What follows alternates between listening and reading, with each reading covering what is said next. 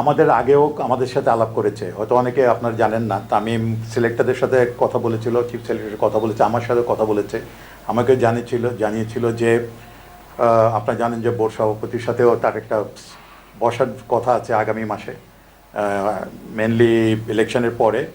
তো সে চাচ্ছিল তার সাথে সেখানে তার হয়তো প্ল্যানটা সে নিয়ে আলাপ আলোচনা করবে, তার ফিউচার প্ল্যান কী, সামনে কীভাবে সে সামনের দিকে এগিয়ে যাবে, তার একটা নিজস্ব প্ল্যান আছে।